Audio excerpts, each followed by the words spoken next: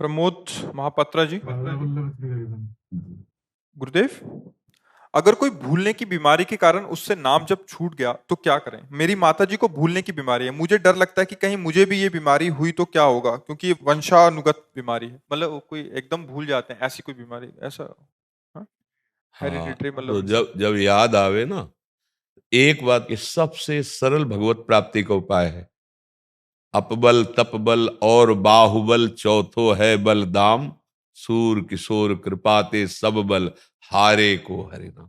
हार गए, हे प्रभु, अब आपका भरोसा है नाथ, अब मेरे से नहीं बनने वाला, क्योंकि आपने ऐसी स्थिति दे दी कि मैं आपको भी भूल जाऊंगा। अरे सभी भूले हैं, आपको भूलने की बीमारी क्या है?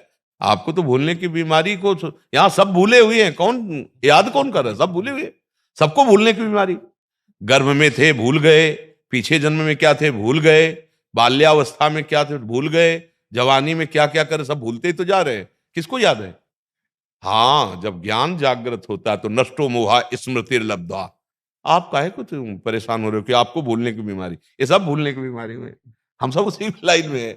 कोई बिरला ऐसा है जिसको याद हो कि मैं आया किस लिए हूं, कर क्या रहा हूं। तो करते चले जा रहे हैं। भूले हुए तो है ना।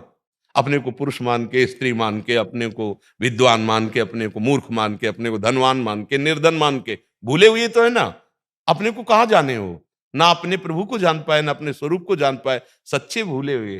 कम से कम आपको ये तो है कि मैं भूला हुआ हूं, मैं भूल सकता हूं। इनको ये भी नहीं है कि मैं भूला हुआ हूं। ये भूले हुए हैं कि काल का एक इशारा होगा और जीवन की कमाई मिट्टी में मिल जाएगी, शरीर छूटेगा, अब आपके पास क्या रह गया? फिर नहीं होनी। अरे कम से कम आपको इतना तो है कि मैं भूल सकता हूं। डर तो है, इनको डर भी नहीं है। तो इनसे तो तुम ठीक हो, कमजोर तो हो नहीं।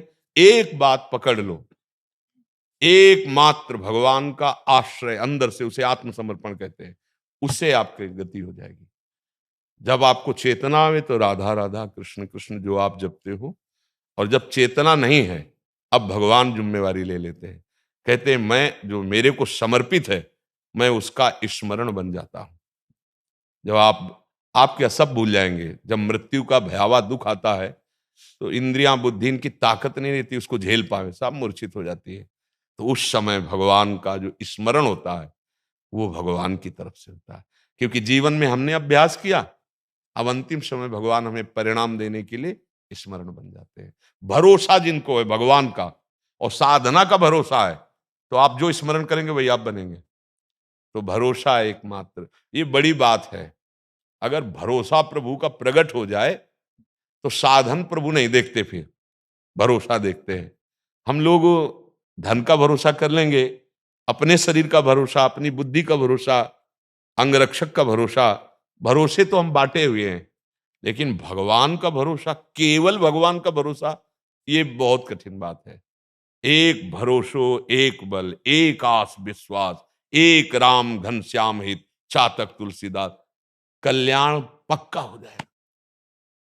सब कुछ भूल जाए तो भी कल्याण हो जाएगा, क्योंकि जिसको आपने अपना माना है वो सर्वज्ञ है और उसी के द्वारा रचित तुम्हारी स्थिति है, और वो जान रहा है कि असमर्थ है तो सर्व समर्थ उठा लेता है। आओ, हमारा प्रयास होना चाहिए, जितनी चेतना है प्रभु की तरफ से जो हमें मिली है शक्ति, वो हम सत मार्ग में लगाएं।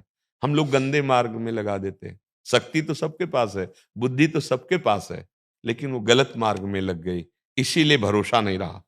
प्रभु का कहां भरोसा है? अगर दृढ़ भरोसा हो जाए तो आपसे सच्ची कहते हैं, सब साधन एक तरफ और भरोसा एक तरफ। भरोसा करना बहुत कठिन है। गुरु पर भरोसा, गुरु के वाक्य पर भरोसा, भगवान के नाम पर भरोसा, भगवान पर भरोसा, बहुत कठिन। सबरी मैया जब दंडकारण्य में रह रही थी तो बहुत से ब्रह्म ऋषि थे, सब अवहेलना करते थे। एक तो मतलब उनका ऐसा जन्म कुल में हुआ, और स्त्री शरीर, मतंग जी ने कृपा करके उनको अपने पास रखा, महान भक्ति देख के। तो सब ऋषि जन मतलब बड़ी अवहेलना करते थे।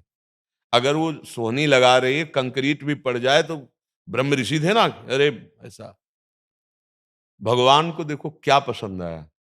बात यहां देखनी, कितने ब्रह्म ऋषि, जहां राक्षस जिंदा खा जाए मुनियों को, वहां वो सुरक्षित रह रहे थे, मतलब कितने तप बल से युक्त हैं।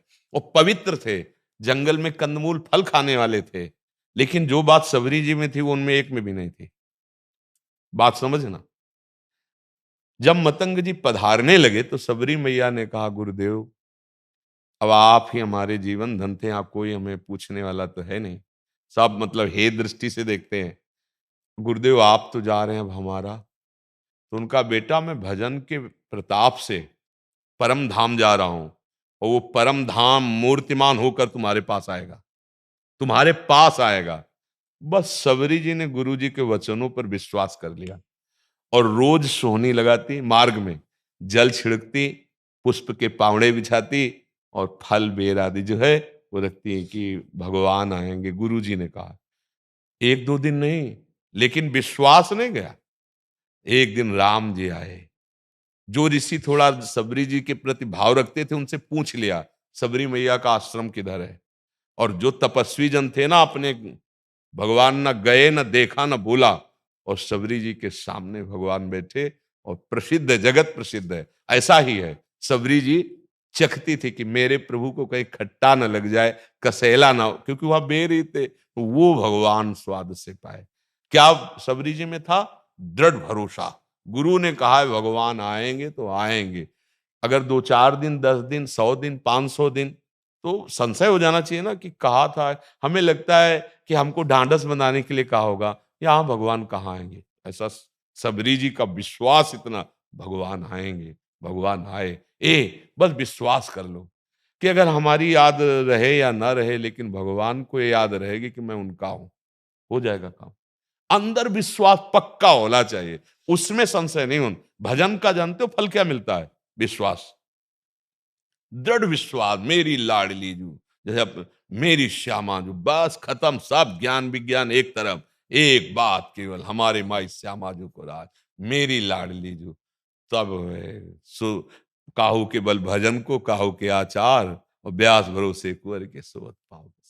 आप भगवद आश्रित हो जाइए, भगवत भरोसा, भरोसा दृढ़ कर लीजिए। भरोसे में बहुत बड़ी सामर्थ्य है, पर अन्य भरोसा नहीं होना चाहिए, केवल प्रभु का भरोसा।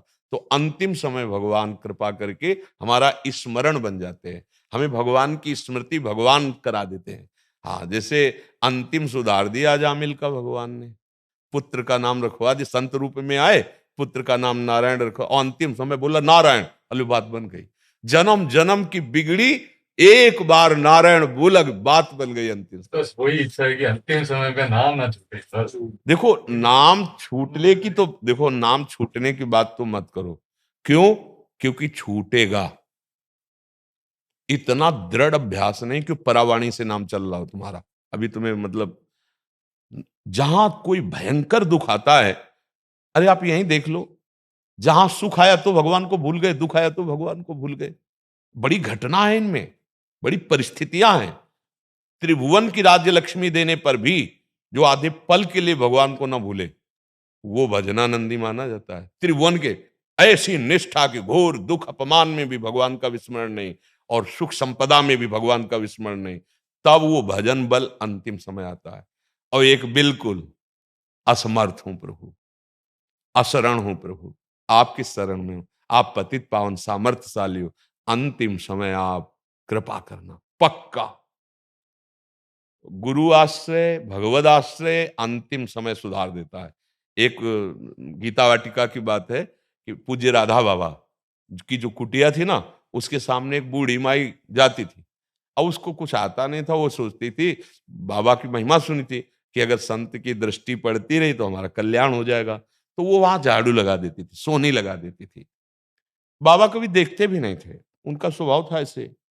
पर संत सब देखते हैं, ना देखते हुए भी, क्योंकि अंतर और बाह्य दोनों दृष्टियां उनकी भगवत स्वरूप होती है। अब वो 2-4 दिन नहीं आई।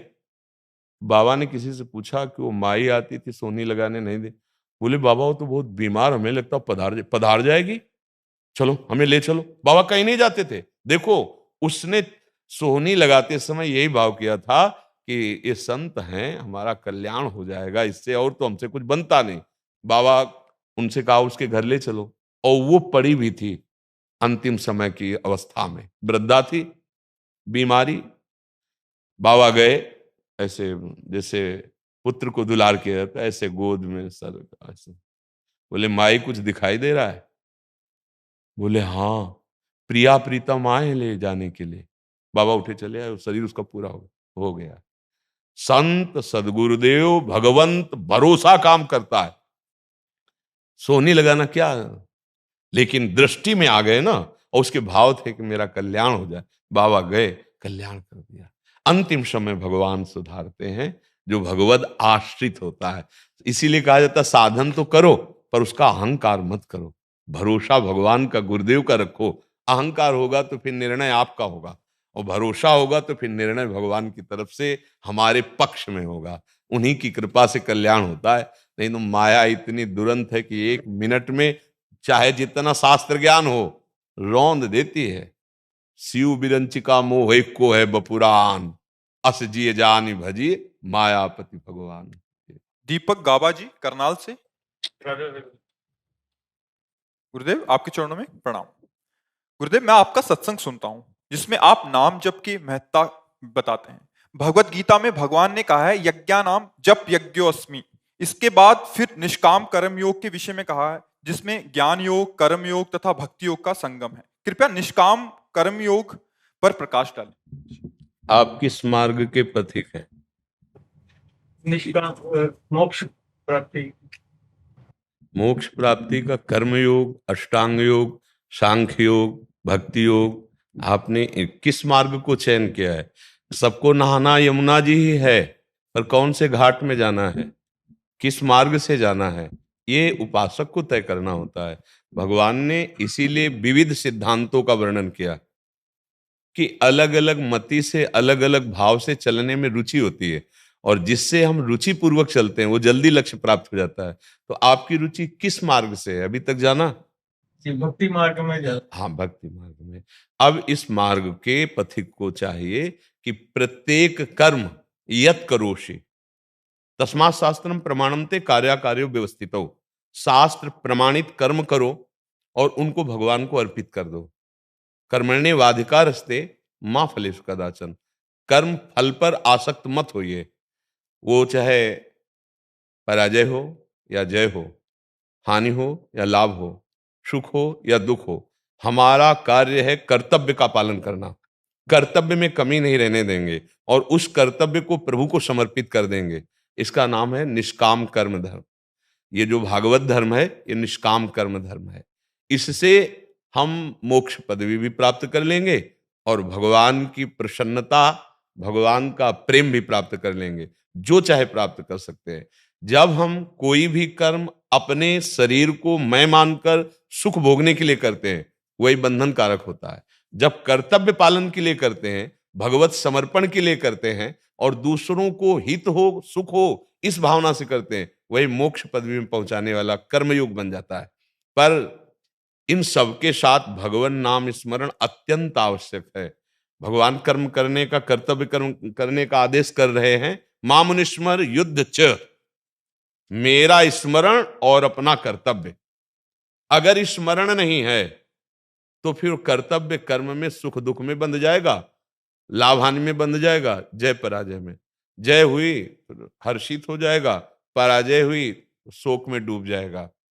लाभ हुआ तो फूला नहीं समाएगा, हानि हो गई तो अपने को ऐसा समझेगा अब हम तो बिल्कुल नष्ट हो गए। ऐसा सुखी हुआ तो फूला नहीं समाएगा, दुखी हुआ तो उदास खिन्न, जीवन से निराश। ये नहीं मनुष्य देह। देह का जो स्वरूप है वो भगवत प्राप्ति के लिए, ज्ञान प्राप्ति के लिए, मोक्ष प्राप्ति के लिए, प्रेम प्राप्ति के लिए, इन सबका नाम एक ही है, पर्यायवाची है। नहीं, विश्राम घाट ना हो, जुगल घाट ना हो, केसी घाट ना हो, जब नहाओगे, स्नान करोगे तो यमुना जी ही होंगी। वो एक ही परम तत्व है, उसे जिस भाव से सेवन करे। ये यथामाम प्रपद्यन्ते तास्ततः भजाम्य हम। भगवान निराकार तो निराकार हो, साकार साकार, कृष्ण कृष्ण, राम राम, शिव शिव। जो भाव करोगे, जाकी रही भावना जैसी, प्रभु मूर्ति देखी तिन तैसी। तो भगवान ने विविध मार्गों का इसीलिए वर्णन किया कि किसी का बुद्धि प्रधान है, भाव नहीं बनता, अब चलाओ बुद्धि, जब थक जाए तब शरणागत हो जाना। कोई हृदय प्रधान है, बस बात सुन ली, अब तो मान गए हम, मेरे श्री कृष्ण मेरे प्राण प्रीतम, अब उसके लिए ये मार्ग। अब एक है बहुत कर्मठ साधन वाला, तो अब लगाओ पद्मासन, प्राणों का संयमन करो, इंद्रियों पर विजय प्राप्त करो, परमात्मा में समाधिस्थ हो जाओ। अलग अलग मार्ग उसी तत्व के लिए है। अब एक मार्ग बिल्कुल सरल है, नाथ सकल संपदा तुम्हारी, मैं सेवक समेत सुत नारी, और हे प्रभु मैं जैसा भी हूं आपका हूं, और बस राधा राधा कृष्ण कृष्ण, बस वही गति प्राप्त होगी। इसे पूर्ण आत्मसमर्पण भक्ति कहते हैं। भक्ति का जो आखिरी स्वरूप है ना, आत्मसमर्पण, शरणागति, इससे हम लोग पार होने में सहज है। क्योंकि कलिकाल का ऐसा मलमय स्वरूप है कि हमारी इंद्रियां मन भोगों में ही भाग रहे हैं। आप देखो, बात करेंगे ज्ञान की, लेकिन स्थिति होगी भोगों में, विषयानंद में। अंतःकरण को देखो, देखो क्या होता है कि अपने लोग जैसे शास्त्रों की कुछ बातें जान जाते हैं ना, तो वो हम तर्क में उपस्थित करते हैं, पर हम बात यहां करते हैं ऑपरेशन की, कि आप वास्तविक भगवान के अंश हो, आपका जन्म ही हुआ है। हर ऊंचाई को चूम लेना, हर ऊंचाई को पा लेना, तो धोखे में क्यों रहते हो? केवल वाक ज्ञान से तत्व का अनुभव नहीं होता है। केवल बातें बनाने से भगवत प्रेमी नहीं हो जाता है। केवल हम बातें अच्छी अच्छी कर रहे हैं तो महात्मा नहीं हो जाता है। उसके लिए स्थिति चाहिए, जिसे स्थित प्रज्ञ कहा गया है। नहीं तो हम नाम जप करें और भगवत आश्रित हो। देखो, ईमानदारी से देखो, सब कुछ ज्ञान है, कुछ नहीं साथ चलेगा। ज्ञान है कि हम इतना भोगों को भोग लिए, लेकिन सुख नहीं है। परिस्थिति कहाँ है? उन्हीं भोगों में है। अब कैसे हम हटे? अब साधन पथ पकड़ो, अध्यात्म मार्ग। जितना तुम गंदा कार्य करोगे उतना भले कानून में आप नहीं प्रकाशित हुए तो दंड नहीं, तुम्हारा मन ही तुम्हें दंड देगा, वातावरण तुम्हें दंड देगा। अचानक तुम्हारी वृत्तियां भय से युक्त हो जाएंगी, कल्पना के भय से, मेरा पद न छिन जाए, मेरा पैसा न नष्ट हो जाए, मेरा स्वास्थ्य न बिगड़, नाना प्रकार की वृत्तियां आपको जलाने लगेंगी। और अगर धर्म से चलोगे, नाम जप करोगे, तो कोई भी अगर मन विपरीत भाव पैदा करता है, उसी समय उसका श्रद्धा विश्वास कहता है भगवान है ना, कुछ भी होगा प्रभु है ना। किसी के सहयोग को प्रभु ने स्वयं अपने आप से अपने आप का विस्तार करके अनंत ब्रह्मांडों का सृजन कर दिया, और हम उनके भरोसे हैं, क्या हमारा मंगल होगा? अरे जिसने प्रभु को द्वेष भाव से भजा, उसे परम पद दे दिया। पूतना गई थी अपने वक्षा स्थल में जहर लगाकर भगवान को मारने। छठी का दिन था, उत्सव चल रहा था, अभी 6 दिन के गोविंद थे। प्रभु ने देखा कि अब स्तन पान कराने तो आ ही रही, भले जहर पिलाने। प्रभु जहर भाव से नहीं देखा, मुझे स्तन पान कराने आ रही, वो गति दिया जो माता यशोदा को। ऐसे तो कृपालु भगवान है। जिन्होंने भगवान पर प्रहार किया, भगवान ने उन्हें अपने दिव्य पार्षद अस्त्रों के द्वारा वो पदवी दी जो बड़े बड़े मुनियों के लिए वांछित है। ऐसे कृपालु प्रभु हैं, हम उनका आश्रय ले लें। जो कर्म करें उनको समर्पित करें, कर्म वही करें जो हमारे लिए भगवान ने शास्त्र में निर्धारित किया है। इसके लिए सत्संग है, आप सुनो, अपने आप पता चल जाएगा। और सच्चाई से पूछो तो आप जब कोई गलत कर्म करने चलते हैं तो अंदर से भगवान संकेत कर देते कि भाई ये ठीक नहीं है, बस वही मान लो।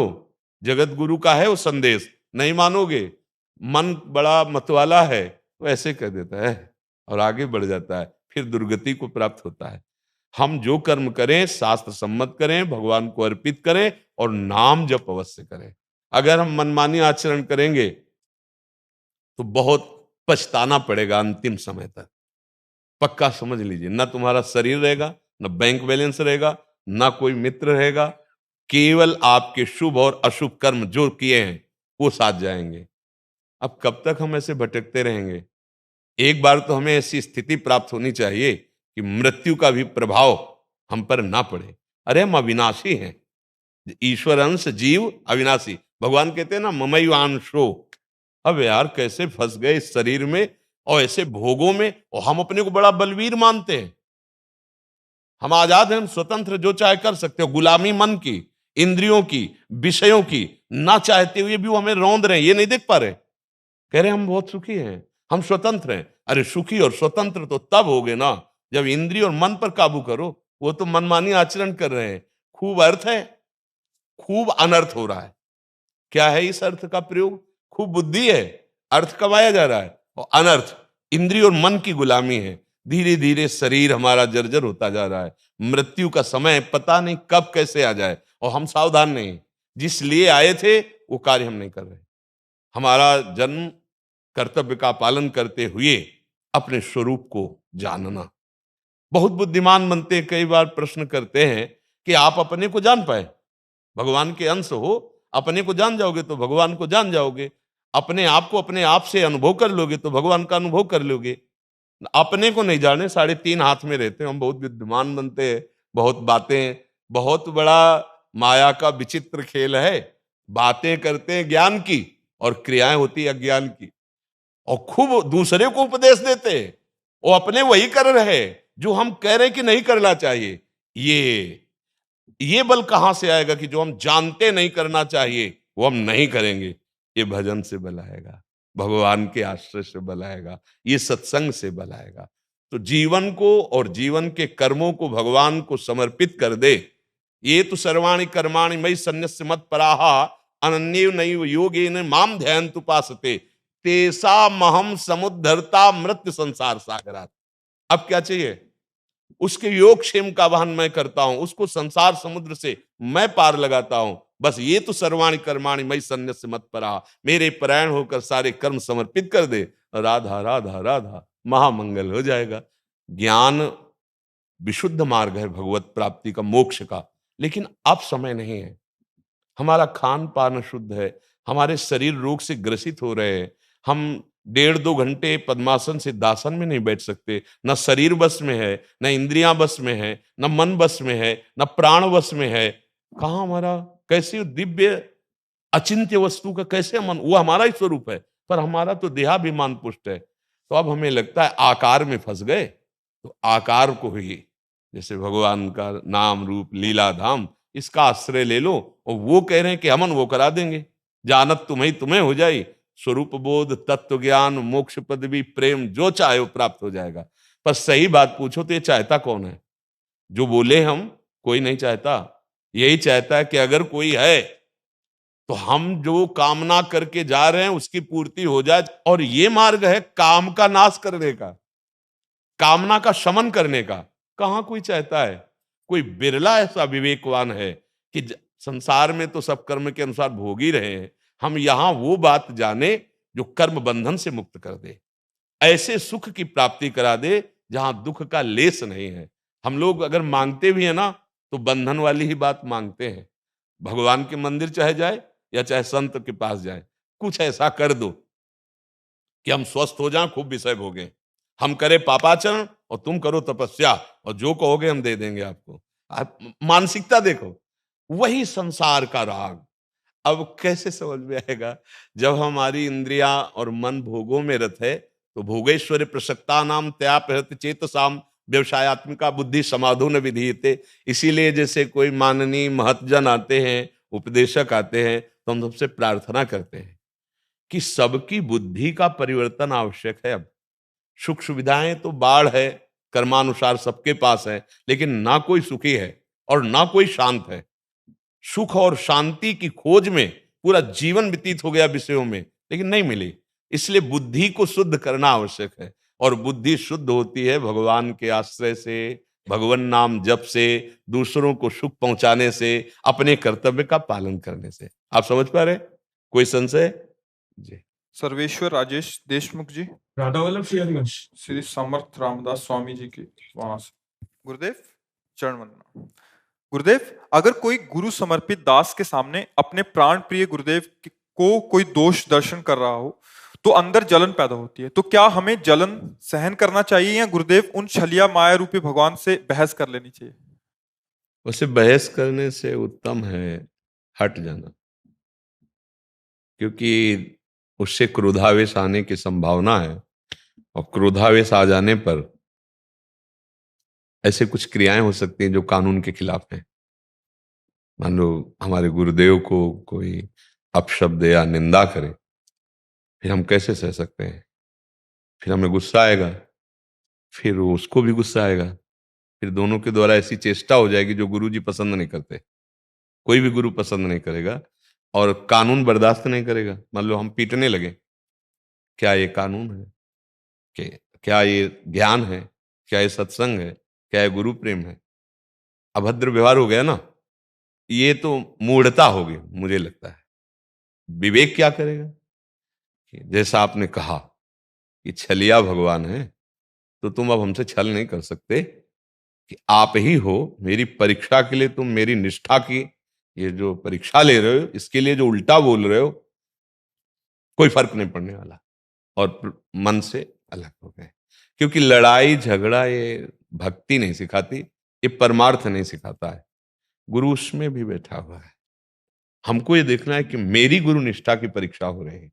जैसे सप्तऋषि आए और अंबा जी से, पार्वती जी से कहा कि तुम किस लिए तपस्या कर रहे हो? तो उनका भगवान शिव को पति रूप में प्राप्त करने के लिए। बोले भगवान शिव को पति रूप में प्राप्त करने, भगवान शिव में क्या है?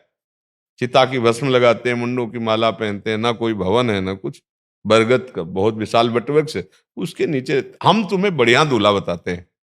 मतलब भगवान शिव की वहां, और कहा भगवान विष्णु को आपको। तो माता जी ने जो कहा, पार्वती जी ने, कि ठीक है, महादेव अवगुण भवन, विष्णु सकल गुण खान, पर जेहि कर मन जेहि सन रमय, ते ही सन काम, कोटि जन्म लग रगर हमारी, बरऊं शंभु न तो रहूं कुमारी।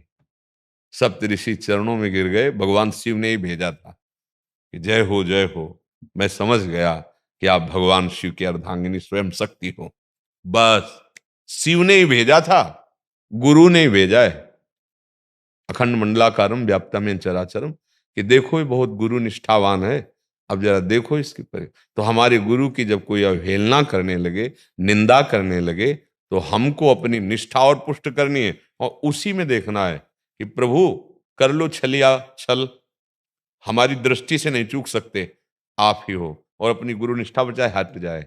लड़ाई झगड़ा तो मुझे किसी भी तरह से, ना तो व्यवहार से और ना परमार्थ से, दोनों से नहीं। हाँ, अब हमारे गुरु पर कोई प्रहार करने जा रहा है, अब नियम दूसरा लग गया, गुरु तक हाथ नहीं पहुंचने देंगे। ये तस्मात् शास्त्रम प्रमाणम थे। भगवान शंकराचार्य जी तो ब्रह्मबोध कराने के लिए ही अवतरित हुए थे, आद्य गुरु भगवान शंकराचार्य जी। तो एक भैरव की सिद्धि कर रहा था, कपाली। तो भगवान शंकराचार्य जी के पास गया, वो एकांत में बैठे थे। तो उनसे कहा, भगवान आप शरीर तो है नहीं? बोले पक्का। तो बोले आपकी अगर हमें मिल जाए तो भैरव की सिद्धि हो जाएगी, तो आप आदेश करो तो हम काट ले जाएं, क्योंकि आप शरीर तो है नहीं।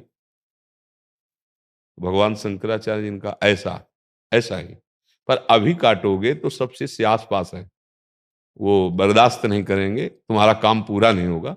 कल आना 4 बजे, उस पीपल के नीचे ध्यानस्थ होंगे, आप गर्दन उतार ले जाना। क्योंकि ब्रह्मबोध कराने वाले स्वयं भगवान शंकर के अवतार, शंकरम शंकराचार्यम केशवम बादरायणम, शरीर का उनके थोड़ी मोह है। वो सुबह चला अस्त्र लेकर, इधर नरसिंहाश्रम स्वामी जी गंगा स्नान कर रहे थे, शिष्य भगवान शंकराचार्य जी। उनको एकदम नरसिंहावेश आया, कोई सूचना नहीं, भगवान शंकराचार्य जी ने किसी से नहीं कहा। वो तो निरपेक्षता की सिद्धि प्रदान करने वाले, वो क्या मतलब शरीर से राग रखेंगे, जबकि उनका शरीर कोई पांच भौतिक नहीं, जो भगवान वही आचार्य। आचार्य सब भगवान ही अवतरित होते आचार्य रूप में।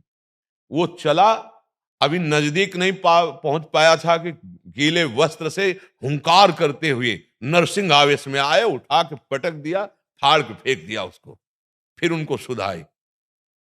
भगवान शंकराचार्य जी सम, गर्दन उतारने आ रहा, कोई परेशानी नहीं, नष्ट कर दिया गया, कोई विक्षेप नहीं। अगर हमारे गुरु को हमारी उपस्थिति में कोई क्षति पहुंचाना चाहता है, अब वहां ज्ञान विज्ञान काम नहीं करेगा। अब तो पहले प्राण हमारे जाएंगे, बाद में। बस यहां समझना, अगर वो बात से कुछ कर रहा है, हम गुरु से नहीं, हमसे, अगर वो गुरु से कर रहा है, फिर ये नहीं कि भाई आप में भगवान, नहीं, मर्यादा के खिलाफ अगर आपका शब्द निकला तो अभी बाहर, वो बात चलेगी। गुरु के सामने अगर कोई अभद्र व्यवहार करता है, वो सहन नहीं होगा, लेकिन हमसे ऐसा कुछ संबंध करके करता है तो हम सहन कर लेंगे और हम अपनी निष्ठा में रहेंगे। समझ पा रहे हैं आप जी? स्टीवार्ट, इंग्लैंड से। जी। महाराज जी, इन्होंने इंग्लिश में लिखा है। एक इनका जो 2-3 प्रश्न थे। एक प्रश्न है कि मैं एक साधु नहीं हूँ, निर्विकल्प समाधि और कुछ-कुछ आत्मा का अनुभव है। मैं ग्रस्त हूँ, मुझे कैसे और अनुभव होगा?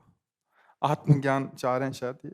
इनके जो गुरुदेव थे वो ध्यान योगी थे, तो जीवन मुक्त की अवस्था की ओर जाना चाह रहे हैं, ऐसा इनका है। तो अब जैसे ये आत्म स्वरूप का बोध, जिसे निर्विकल्प समाधि कहते हैं, अब वो गृहस्थ धर्म कह रहे हैं, तो गृहस्थ धर्म किसका है? शरीर का है ना। आप स्वरूप बोध की बात करते हैं और आप अपने को गृहस्थ धर्म से भी मानते हैं, फिर कैसे स्वरूप बोध की बात होगी? पहले बात आप ये देखिए कि आप शरीर धर्म वाले नहीं हैं, न स्थूल शरीर, न सूक्ष्म शरीर, न कारण शरीर। देखो, जैसे मंच पर स्वांग होता है, वो ये जानता है कि ना मैं राजा हूं ना रानी हूं। 2 घंटा के लिए हम इसकी पत्नी बने और ये पति बने, राजा रानी के जैसे रोल नहीं कर, या जो भी रोल होता है वो जानता मैं ये नहीं हूं। ऐसे जो ज्ञानी पुरुष है, उसमें चाहे गृहस्थी हो चाहे विरक्ति हो, जब ज्ञान जागृत होता है तो पहला काम उसका होता है इन शरीरों से राग खत्म हो जाना।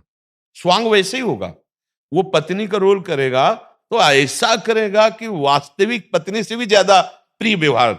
लेकिन बैक में दोनों समान पैसे से आए हुए हैं, ना कोई किसी की पत्नी। ऐसे ही एक आत्म तत्व, एक भगवत तत्व, एक ब्रह्म तत्व है। ये हजारों घड़े हैं, उन्हीं घड़ों में वो दिखाई दे, एक ही, दूसरा नहीं है, और वही आप हैं। अब अपने को शरीर मानकर, अपने को गृहस्थ धर्म मान करके फिर समझ पाना बड़ा कठिन होगा, क्योंकि हमारे शरीर को जब मैं भाव से, तो उसमें कामनाएं ही कामनाएं हैं, आवश्यकताएं हैं, नाना प्रकार की चिंताएं हैं। और जब हम स्वरूप की तरफ देखते हैं तो वो आप्त काम है, पूर्ण काम है, उसमें कोई कामना ही नहीं थी, उसमें कोई कर्तव्य ही नहीं है। शरीर को लेकर कर्तव्य है, ना कि स्वरूप को लेकर। और जब स्वरूप स्थित होने की चाह होती है तो इन शरीरों के राग का त्याग होता है। इंद्रियों को विषयों से हटाकर मन के अधीन कर देना, और मन को निसंकल्प करके बुद्धि के अधीन कर देना, और बुद्धि को समता में ले आना। अंतःकरण की समता ही समाधि को प्राप्त होता है। अंतःकरण की समता ही स्वरूप बोध की स्थिति होती है। अब स्थूल शरीर से राग छोड़ पाना, देखो बातें कर लेना अलग बात है, इस शरीर से राग छोड़ पाना बहुत कठिन है। इसीलिए गुरु प्रदत्त नाम मंत्र, चाहे वो प्रणव हो, राम हो, कृष्ण हो, हरि हो, नाम का सहारा। सन्यासी जन भी नारायण नारायण या प्रणव, जब हमारा पहले संसार का चिंतन छूटे, नाम में लगे, चाहे वो भगवान नाम हो चाहे वो प्रणव हो। आत्मस्वरूप का बोध पाने वाले महात्मा जन प्रणव का जप करते हैं सन्यास में। जैसे हमारी पूरी एकाग्रता पहले प्रणव में हो जाए और धीरे धीरे चिंतन हटने लगे, अनन्य चिंतन उस प्रणव का होने लगे, वो हमारे अंदर की निर्मलता को प्रकाशित करता चला जाएगा ज्ञान। तो अपने आप हम देखेंगे जैसे घड़ी हमसे दूर है, ऐसे शरीर हमसे दूर है, ऐसे अंतःकरण हमसे दूर है, ऐसे जो कारण शरीर है वो दूर है। जब ये अनुभव हो गया तो अपने आप से अपने आप का अनुभव हो गया।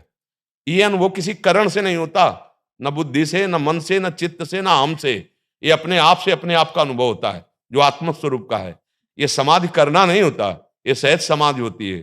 शंकर सहज स्वरूप समारा, लाग समाधि अखंड अपारा, जो स्वरूपानंद है।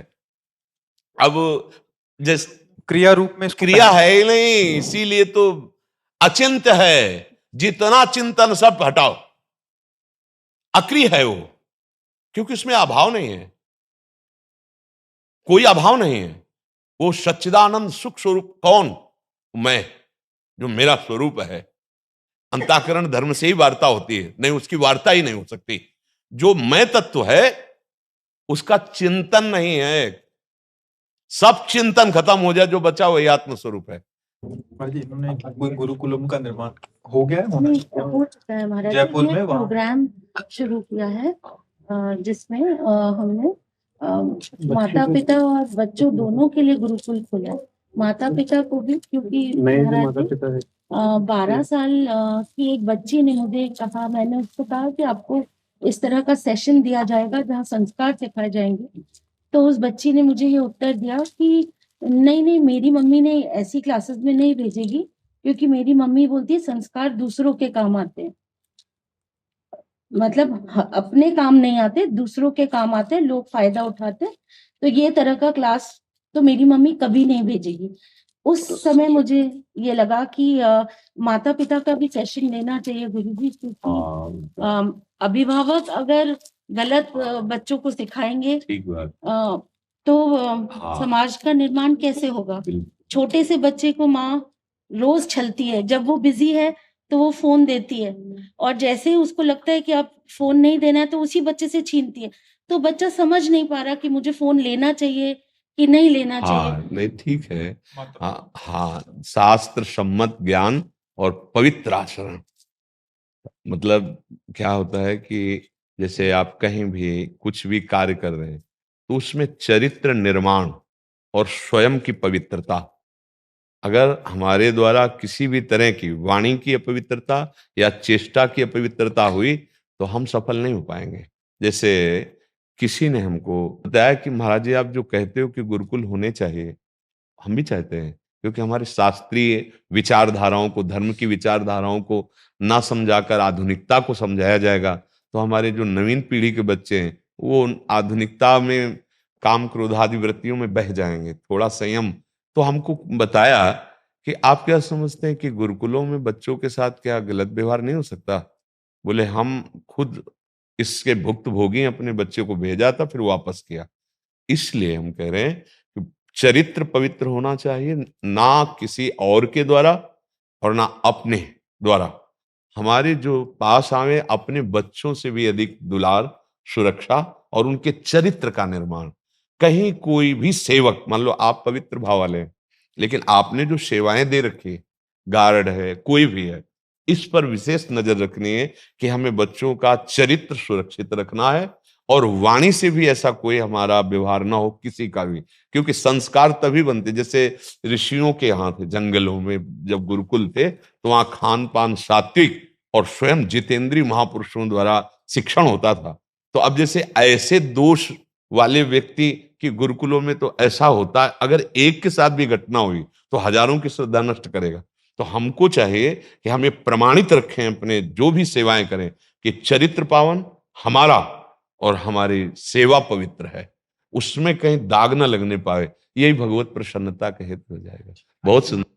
जय श्री राधे। हमें बहुत अच्छा लगता है यार जब हम अपने भारतीय सैनिकों को देखते हैं ना तो हमारी छाती फूल जाती है। हाँ, हम एक संत ही मानते हैं, अपने राष्ट्र सैनिकों को हम एक संत मानते हैं, क्योंकि ऐसी ऐसी जगह जहां हम खड़े नहीं हो सकते 5 मिनट, वह इनकी ड्यूटी लगती है और ये देश सेवा के लिए प्राण समर्पित किए हैं। पता नहीं ड्यूटी में जाने के बाद वापस आए कि ना आए, ऐसा होता है ना। हाँ, इसलिए हम सब भारतवासियों के गर्व का विषय है हमारे वो जन जो हमारे राष्ट्र सेवा में लगे हुए। जैसे संत जन है ना, अपने जीवन को तपाकर सबका मंगल चाहते हैं, ये अपने जीवन को मिटा करके, देखो बातें बनाना अलग है, परिवार से वर्षों दूर रहते हैं, परिवार से, परिवार के जन तड़पते हैं, मिलना मुश्किल, लेकिन देश सेवा के लिए खड़े। हाँ, हम भारतवासियों का गर्व है, जो आर्मी है ये हम भारतवासियों का गर्व है कि हमारे राष्ट्र सेवा में जागते हैं और हम चैन से सोते हैं। अगर ये सो जाए तो हमारी दुर्गति हो जाए, नहीं हो जाए। अगर 2 घुसी आवे ना तो एरिया के एरिया नष्ट कर दे, और ये अपने प्राणों की बाजी लगाते हैं। इसे हम जब देखते हैं तो हमारे अंदर एक जोश आ जाता है। हाँ, एक हमारे अंदर प्रियता जाग उठती है, क्योंकि हम भारत अपने राष्ट्र को अपना भगवान मानते हैं, और ये हमारे जैसे भगवान के भक्त नहीं, ऐसे हमारे राष्ट्र भक्त है। इसलिए इनको सम्मान की दृष्टि से सबको देखना चाहिए। हमें राष्ट्र भक्त और भगवान का भक्त यही हमें चाहिए। जो विषयों के भक्त है उनके द्वारा पापाचरण होता है, दूसरों को दुख पहुंचता है, दूसरों की हानि और हिंसा करते हैं। जो राष्ट्र या समाज सेवा, यही हमारे परहित सरिष्ठ धर्म नहीं भाई। जो दूसरों की रक्षा का भार ले लेता है, दूसरों को सुख पहुंचाने का भार ले लेता है, भगवान बिना कोई अन्य साधन के उसको भगवत प्राप्ति हो जाती है। हमें बहुत अच्छा लगता है, आप अपने धर्म से चलिए और आपसे माला गोली वाली ये जो चल रही तो ठीक ही है, पर उस पे चूक नहीं होनी चाहिए। आप उससे चलोगे ना तो हमारा तिरंगा फहराएगा, हमारा राष्ट्र सुखी रहेगा। आप लोग का सच्चा भजन, अपनी मर्यादा में, कभी किसी के प्रलोभन में ना आना और किसी के भय में ना आना, ये हमारे राष्ट्र से। और जो अगर प्रलोभन में आ गया फिर तो चूक हो जाएगी, नहीं फिर चूक हो जाएगी। कोई प्रलोभ, हमारे राष्ट्र से बढ़कर हमें कोई प्रलोभित नहीं कर सकता। हमारी राष्ट्र रक्षा में अगर कहीं थोड़ा सा भी छिद्र दिखाई दे तो चाहे अपना ही आदमी क्यों ना हो, उसे तत्काल अंडर में लेना चाहिए, नहीं तो छोटा सा छिद्र हमारे देश के लिए घातक बन सकता है। हाँ, हमारे राष्ट्र सैनिकों की जय हो, वो स्वस्थ रहे और हमारे भारत की सुरक्षा में रहे। और जिनका शरीर छूटता है, एक बार प्रश्न किया था किसी घर वाले ने कि अगर राष्ट्र सैनिकों का शरीर छूटता है तो क्या अकाल मृत्यु? नहीं, बंधनी। ऐसे जैसे पुण्यात्मा जाता है तो स्वर्ग में जाकर पुण्य क्षीण होने के बाद मृत्यु लोक को प्राप्त होता है, लेकिन जो वीर गति को प्राप्त होता है वो नहीं। वो ऐसा नहीं पुण्य है कि पुण्य क्षीणे मृत्यु लोके वसंती। वो जब तक स्वर्ग रहेगा तब तक उसमें रहेंगे, इसके बाद ऊपर की उन्नति को नीचे नहीं आएंगे। ये वीर गति कही जाती है, ये हमारे देश के प्रति बलिदान कहा जाता है। ये बहुत बड़ी यज्ञ है, रण यज्ञ। ये छोटी मोटी यज्ञ नहीं जिसमें अपने प्राणों की आहुति करते हैं। ये कोई ना सोचे, जैसे एक ने प्रश्न किया था, माना स्वर्ग चले गए फिर पुण्य क्षीण होंगे, मृत्यु लोक में आए तो गति क्या हुई? कोई बात तो नहीं बनी। उनको नहीं होता पुण्य बल से स्वर्ग जाना और राष्ट्र भक्ति में प्राणों का समर्पण कर देना। वो सदैव जब तक स्वर्ग है, सृष्टि का लय नहीं होता, तब तक उसमें रहेंगे। इसके बाद ऊपर के लोगों को जाएंगे, अधोगति नहीं होगी। ये कोई साधारण खेल नहीं। खूब नाम जप करो और राष्ट्र सेवा में, समाज सेवा में रहो। आपका स्वागत है। जय श्री राधे, भारत माता की जय। आप बिल्कुल, धन्यवाद। आप पहले माला दो और वो लोई जो है ना, गरम लोई ला के ऐसे ही गले में मफलर की तरह डाल दो।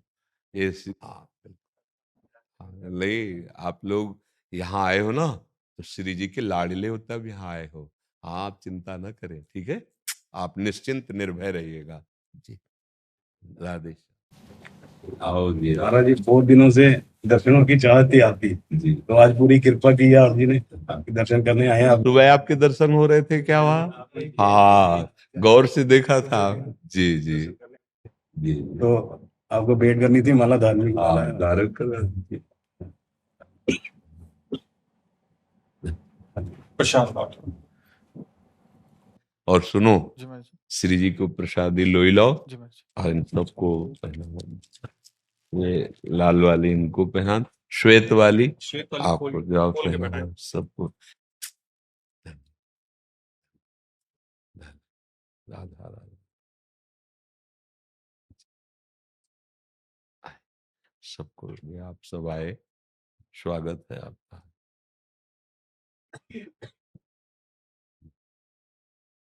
क्या सेवा करें आपकी? बस ये कृपा कीजिए, दर्शन चाहिए थे, दर्शन हो गए आपके। जी और मन में एक और थी, जैसे कि कबीर जी का दोहा आता ना, जब जी राम बुलावा भेजया दिया कबीरा रोए, जी जो सुख साधु संग में जी। सो बैकुंठ ना होए। हाँ बिल्कुल। वही कृपा हुई जी। मैं आप जी के सत्संग सुनता हूँ, वहां पर देख रहा था टीवी में, जी जी तो एक खिंचाव सा पैदा हुआ, मैं कहा दर्शन करके आने हैं। जी। तो आज आप जी ने कृपा की, पूरी की जी। आप हमारी आत्मा हैं, आप हमारे हैं। जब हमारे प्रभु की चर्चा होती है, ईश्वर की चर्चा होती है, आत्मस्वरूप की, तो जितने आत्म प्रेमी हैं उनके हृदय में अपनापन जागृत होता है। ये आपका अपनापन है। जैसे आप यहाँ आए ना तो कृपा करके आए हैं हमें दर्शन देने के लिए। ये आपका प्रेम है, ये आपकी प्रीति है। और ये प्रीति जिसके हृदय में जागृत हो गई संत समागम की, तो भगवान शंकर भी कह रहे हैं, उमा संत समागम शमन लाभ कछुआन। अगर सृष्टि में, अनंत ब्रह्मांडों में लाभ शब्द जोड़ा जाए तो एक ही जगह जुड़ता है, जो भगवत प्रेमी महात्मा हैं, जो ईश्वर में रमण करने वाले हैं, जो आत्मरति को प्राप्त हैं। अगर उनका संग मिले तो तात स्वर्ग अपवर्ग सुख धरी तुलाए कंग तूल न ताहे सकल मिली जो सुख लव सत्संग। स्वर्ग का सुख, मोक्ष का सुख, ये सब एक पलड़े में, और साधु का संग एक क्षण, बोले वो कीमती हो जाता है। हाँ, तो भगवान की कृपा होती है तब अपने लोगों का मिलन होता है, और इस मिलन का फल होता है कि कभी बिछोड़ना ना हो। जो हमारा आराध्य है, जो हमारा इष्ट है उससे कभी बिछुड़ना। बड़े भाग पाइब सत्संगा, तो बिना ही प्रयास होई भवभंगा। जो संसार के विषयों का आकर्षण प्राणियों को रौंदे दे रहा है, विनाश की तरफ ले जा रहा है, अगर साधु समागम हो गया तो हमारी ब्रेक लग जानी चाहिए। अब गंदे मार्ग का हमारा मन और हमारी इंद्रियां हमको गुलाम न बना पावे। साधु समागम इंद्रियों पर, मन पर विजय प्राप्त करके परमात्मा की प्राप्ति करना। बहुत पवित्र जीवन मिला है मानव देह, इसको हम बहुत गंदा कर रहे हैं। जो हमें चादर जैसी मिली थी, अगर वैसे मालिक को वापस कर दें तो इनाम मिल जाएगा, पर हम गंदी कर देते हैं, नहीं कर देते। जो हमें चादर मिली, इसे काम क्रोध लोभ मोह मद मत्सर से गंदी कर देते हैं। अब हमको गंदा करने का अवसर नहीं देना। अब हमारे पास समय नहीं है, इतना जीवन बीत गया, अब पता नहीं कितना है, कितने सेकंड है, और हमको वो गति प्राप्त करनी है कि अब दोबारा इस मायाकृत प्रपंच में जन्म ना हो। अगर जन्म भी हो तो जीवन मुक्त जन्म हो, कर्म बंधन मुक्त जन्म हो। जैसे बड़े बड़े गुरुजन आए हैं, बड़े बड़े साहब आए जी, गुरबाणी में यही लिखा गया है, गोविंद मिलन की एहो तेरी बरिया, अवर काज तेरा किते ना काम, मिल साध संगत भज केवल नाम। खाली नाम पे बात आती है भजन की। हाँ, तो हमारे भी जीवन का एक ही उद्देश्य है, नाम। नाम, हर सत्संग का उतार नाम पे ही आएगा, क्योंकि नाम के बिना चाहे जितना आप ज्ञान प्राप्त कर लो, प्रयोग नहीं कर सकते। ज्ञान बोलोगे, लेकिन जब काम आएगा तब प्रयोग नहीं कर पाओगे। वो बल नाम देता है। भव समुद्र से पार करने के लिए नाम, और नाम ऐसे चले श्वास श्वास में। हमारे यहाँ एक बहुत बड़े महापुरुष नाम जापक हुए हैं, उन्होंने कहा, नाम श्वास दो बिलक चलत हैं, इनको भेद न मोको भावे। नाम ही श्वास, श्वास ही नाम है। नाम श्वास को भेद मिटावे, और रोम रोम जब रग रग बोले, तब कछ स्वाद नाम को पावे। बोले श्वासा श्वासा में नाम रम जाए, मानो आप समुद्र से पार हो गए। ये नाम क्या है? अगर श्वास श्वास में रम गया तो अद्भुत ज्ञान शक्ति, अद्भुत वैराग्य शक्ति, अद्भुत प्रेम शक्ति, इसी से सब जागृत हो जाती है। तो बड़े बड़े जो महापुरुष हुए हैं, नाम के बल से उस वस्तु को प्राप्त किया है। जो नाम को पकड़ लिया, अब भव समुद्र से उद्धार होने की फिक्र खत्म हो जानी चाहिए। नानक नाम जहाज है, चढ़े तो उतरे पार। जो चढ़ गया नाम में, वो पार हो गया। धन्यवाद, धन्यवाद। बहुत अच्छा लगा, आपके दर्शन से बहुत अच्छा लगा स्वामी। जी, आप बीजेपी के एक नेशनल जनरल सेक्रेटरी ऐसे बता रहे थे, तो बीजेपी में ही सेवाएं देते हैं, तो आपके दर्शन करने आए थे। बहुत सुंदर है, बहुत सुंदर है। आपको जो हमारी भारत सरकार का पद और सेवा मिली है, यही भगवान की पूजा है। आप उसे धर्म पूर्वक कीजिए, और जितना बन सके नाम जप कीजिए। तो ये सेवा तो है ही मनुष्य जीवन का जो परम लाभ है, प्रभु की कृपा, प्रभु की प्रसन्नता, कि अगर हमारा अगला जन्म हो तो हमें इसी देश में हो, और हमें ऐसी ही सेवा मिलती रहे। हम अपने राष्ट्र की सेवा करें, समाज को भगवान का स्वरूप मानकर उसे सुख पहुंचाए। अपने जीवन को अगर हम सेवा में समर्पित कर दें तो हम सच्ची कहते हैं, इससे बड़ा कोई भजन नहीं है। ये जो समाज है ना, इसकी सेवा से भगवान बहुत जल्दी प्रसन्न। परहित सरिस धर्म नहीं भाई। तो मानो भगवान ने आपको तो बहुत बढ़िया पद रूपी सेवा दी कि आप अपने पद से जितनी आपका अधिकार है उतनी समाज को सुखी कीजिएगा। तो आगे बढ़िए, हमारे समाज को और सुख पहुंचाइए, और नाम जप करते हुए आप अपने सुख का भी संग्रह कीजिए। क्योंकि देखो, ये तो मानना ही होगा कि ये सब कुछ समय के लिए है। क्यों? तो अब आगे के समय के लिए मेरे पास धन होना चाहिए। अलग अलग जगह धन का, जैसे अब भारत से अमेरिका जाए तो फिर वहां पैसा बदलाना पड़ेगा, लेकिन यहाँ मृत्यु लोक का ऐसा सिस्टम है कि यहां से कुछ ले जाता साथ, ना रुपया, न पद, न कुछ साथ ले, एकमात्र भगवान का नाम। तो अगर हम केवल नाम जप नहीं किए और सब कुछ किया, तो हम यहां से खाली हाथ चले जाएंगे। किसी के प्रलोभन या भय से युक्त मत होना, यही आपके लिए परम कल्याण का। भगवान जिस जिसको जो कर्तव्य दिए हैं, अब क्या होता है, हम भूल जाते हैं अपने कर्तव्य को, तहां फिर हमें धोखा हो जाता है। जैसे हम समाज के पदों में हुए, और फिर उनके सेवा के लिए जो अर्थ विधान, जो व्यवस्थाएं है, वो तो फिर वो पद हमारे लाभदायक नहीं होगा, वो हमें गिरा देगा। अगर हमारा परिवार 10 मान लेंगे तो हम अपने पद का व्यवहार ठीक चलाने में असमर्थ हो जाएंगे। पूरे राष्ट्र, जैसे संत महात्मा है ना, सर्वे भवन्तु सुखिनः, सब पूरी पूरी प्रजा सुखी रहे, आनंदित रहे, निरोग रहे, तभी वो वास्तविक संत। ऐसे ही आप में है कि आपका अधिकार जितना मिला है, दूसरों को सुख देने की भावना से दृढ़ हो जाओ, बस भगवान की प्रसन्नता प्राप्त हो जाए और हम सब मिल करके ऐसे चले कि हमारे राष्ट्र की व्यवस्था में कोई आंच ना आने पाए। क्योंकि अगर हमारा राष्ट्र सुरक्षित है तो जन जन सुरक्षित है, चाहे संत हो, चाहे भक्त हो, चाहे कोई भी हो।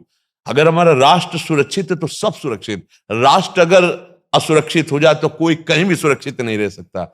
और वो सब आप लोगों के ऊपर बड़े बड़े पद में जो है ना, और मजबूत अधर्म का त्याग करके धर्म में स्थित, सुख वांछा रहित, फिर कोई परास्त नहीं कर सकता।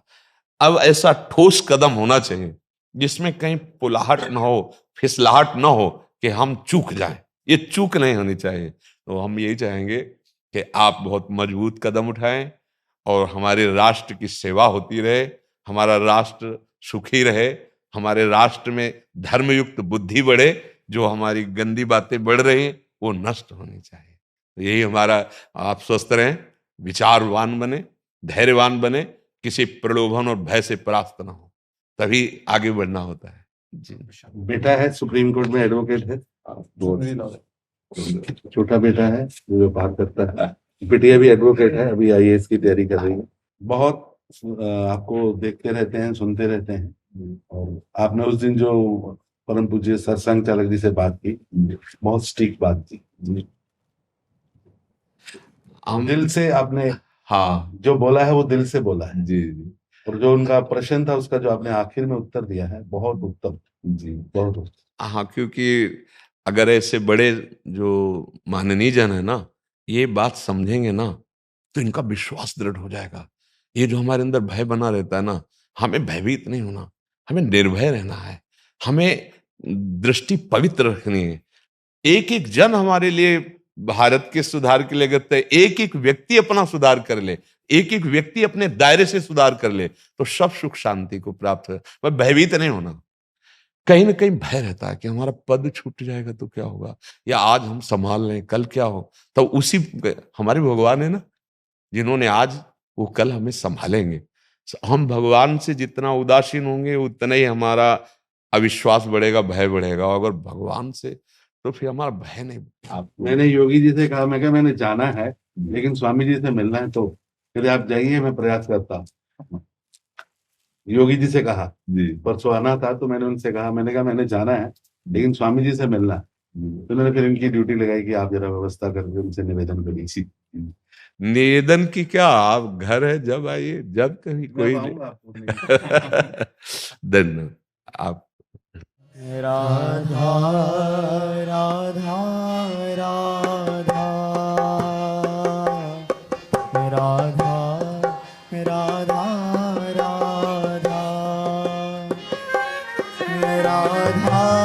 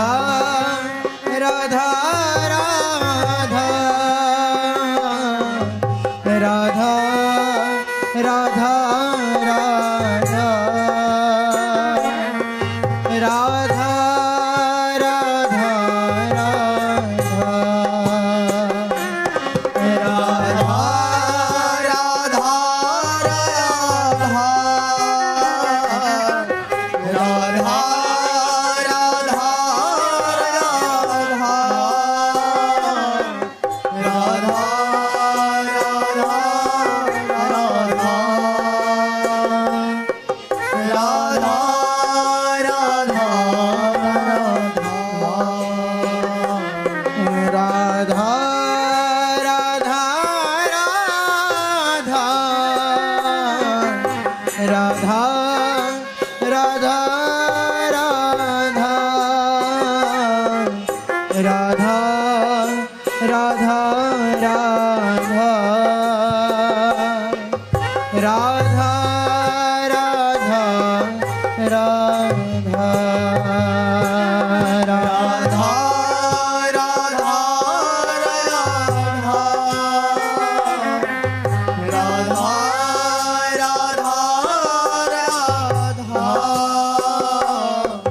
राधा राधा राधा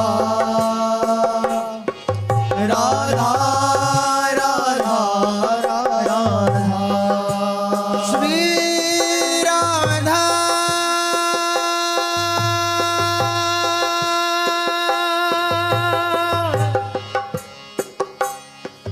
राधा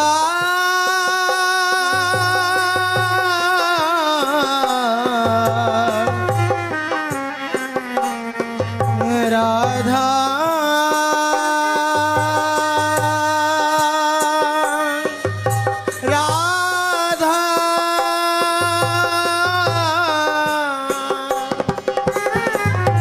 राधा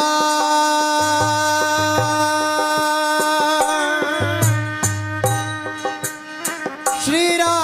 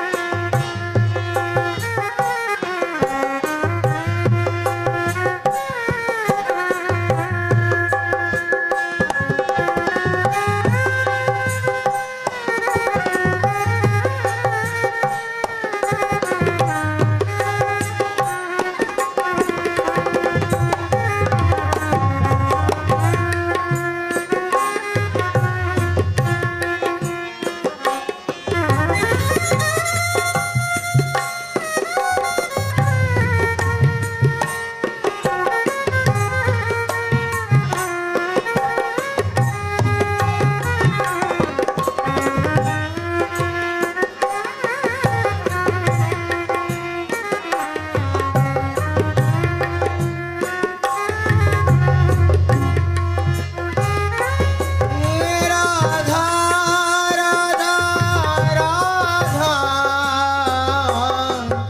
राधा राधा राधा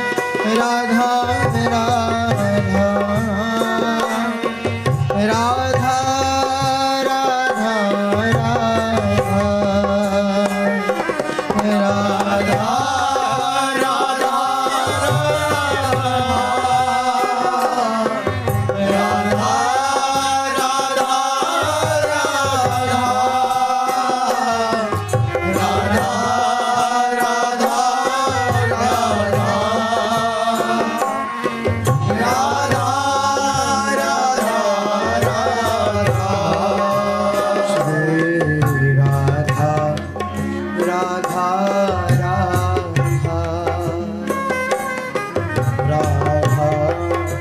राधा राधा